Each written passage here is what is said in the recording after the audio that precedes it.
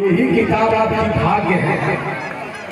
पूरी जिंदगी आपकी जो जिस शिद्दत से बीत रही है केवल इसी किताब के बल पर, और इसीलिए आज तक ये किताब किसी दुकान पर नहीं रखी गई।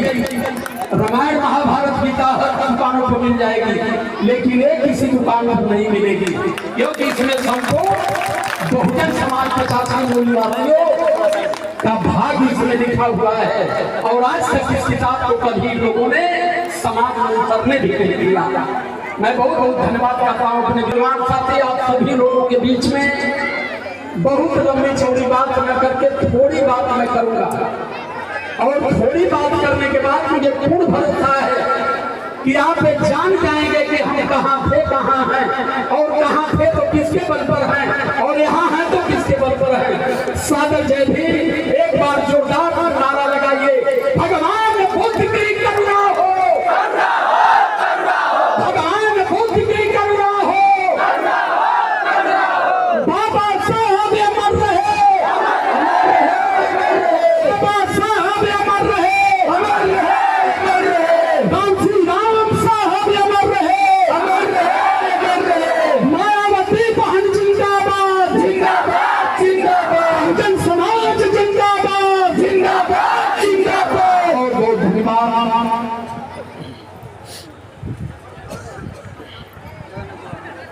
अब थोड़ा सा करीब थोड़ा खड़ा हो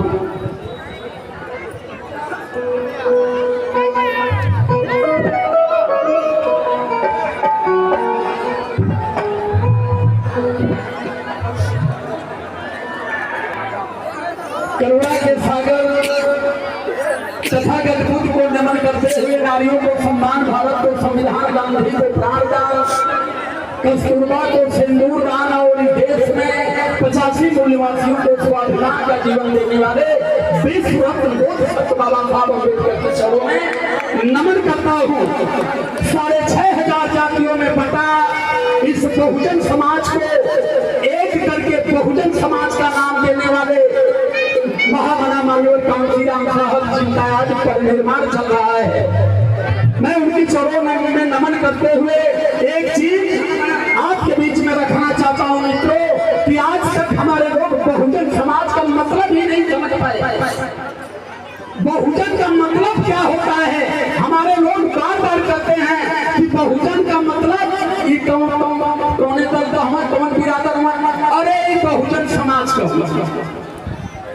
जब साहब ने बहुजन समाज बनाया, बहुजन समाज का मतलब कि भारत का बहुसंख्यक समाज, भारत में जिसकी सबसे बड़ी आबादी है, भारत का जो मूल निवासी है, उसे साहब ने 6500 जातियों में बांट दिया गया। साहब ने एक गुलदस्ता बना करके बताया क्या है बहुजन समाज, आप भारत के मूल निवासी लोग हो, और आप भारत के शासक लोग हो। जातियों में, धर्मों में, बिरादरी में बांट करके आपको सत्ता और शासन से दूर करके जो गांव का प्रधान नहीं बन सकता, उसकी आबादी भारत में 3% है। हर पंचवर्षीय योजना में प्रधानमंत्री पैदा करता है, इसलिए पैदा करता है कि कभी आप जातियों से दूर नहीं निकल पाए, कभी आप जातियों से दूर नहीं निकल पाए। आपने कभी नहीं जान पाया कि माँ की पेट से हम यही चमार कहा कुहार माझी बन मल्ला बनकर पैदा नहीं हुए, बल्कि माँ की पेट से हम मानव बनकर के पैदा होते हैं। मानव बनकर हम पैदा होते हैं, तो हमें 6500 जातियों में किसने बांटा? आज तक हमारे समाज को इससे अवगत नहीं कराया गया। तो लड़ाई बहुत कठिन नहीं है, लेकिन लड़ाई दिमाग की है। अब आज नवरात्र चल रहा, हमारी माताएं बैठी है, नवरात्र में माई बहन माई आवत थी तो कहत थी कि 9 दिन भूखिया, 9 दिन भूखबू ते आशीर्वाद के धन धान से संपन्न कर। सिर्फ हमारी माताएं एक बात बता दे, इस धरती पर कौन माँ है जो माँ अपने बच्चों को कहती है कि 9 दिन भूखा रहो? माँ अपने बच्चों को भूखा रखती है? 1 घंटा कोई माँ अपने बच्चों को भूखा नहीं रख सकती। लेकिन ये माई आती है, पत्थर में आती है, मट्टियों में आती है, 8 हाथ है, मुंह पर माछी हाक रही है, माछी हौंक नहीं पा रही है, और हमारा समाज जाकर के दौड़ दौड़ के उस समाज के चोरों में गिर दीजिए, या मैया मुझे क्षमा कर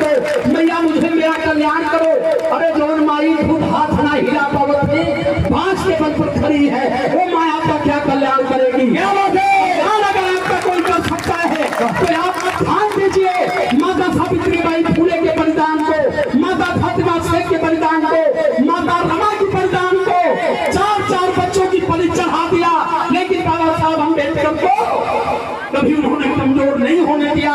अगर आप बढ़िया साड़ी में हैं, बढ़िया श्रृंगार में हैं, तो माता रमा की कुर्बानी है।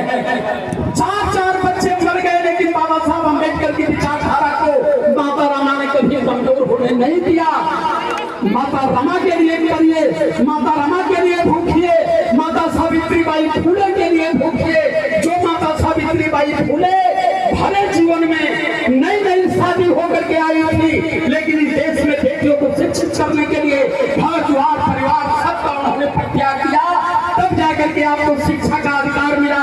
और बाबा साहब अम्बेडकर जब आए तो आपको शिक्षा को संवैधानिक अधिकार दे दिया। आज सारे लोग पढ़ रहे हैं, आज जब सारे लोग पढ़ने लगे तो आए के दिमाग में दुर्गा माई हर गई। बहुजन समाज को फेल होने का सबसे बड़ा कारण है, इस देश को बर्बाद करने वाला अगर कोई है तो इस देश के 33 करोड़ देवी देवता हैं। बाबा साहब अम्बेडकर को अगर आप मानते हो, बाबा साहब अम्बेडकर को जानते हो, मानवर कांशीराम साहब की विचारधारा को अगर फॉलो करना चाहते हो, तो पहले देवी देवताओं से दूरी बनाना पड़ेगा, अन्यथा अपने हक और अधिकार की लड़ाई नहीं कर पाएंगे आप। क्योंकि इस देश के देवी देवताओं ने हमारे जीवन को कमजोर कर दिया, हमारे लोगों को कमजोर कर दिया। गोबर में, गौमूत्र में, पत्थर में हमारे भविष्य उन्होंने ला करके ठोक दिया। बाबा साहब अम्बेडकर 14 अक्टूबर 56 को जब देश को थम दिया, तो उसी समय बाबा साहब अम्बेडकर कहते थे कि ऐ मेरे बहुजन समाज के लोगों, ऐ मेरे भारत के मूलवासी समाज के लोगों, जीवन में 3 काम कर लेना। अगर आपने जीवन में 3 काम कर लिया तो आप भारत के शासक बनोगे। ये 3 काम अगर आपने नहीं छोड़ पाया तो कभी भारत की राज सत्ता आपको मिलने वाली नहीं है।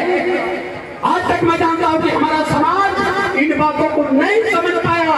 जय भीम, तेरा मिशन करेंगे पूरा, इससे नहीं होगा पूरा।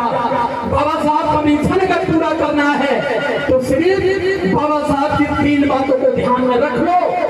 बाबा साहब कहते थे कि मेरे भारत के मूल निवासी समाज के लोगों, 6500 जातियों में बांट दिया गया, देवी देवताओं के आपके दिमाग में ठेल दिया गया।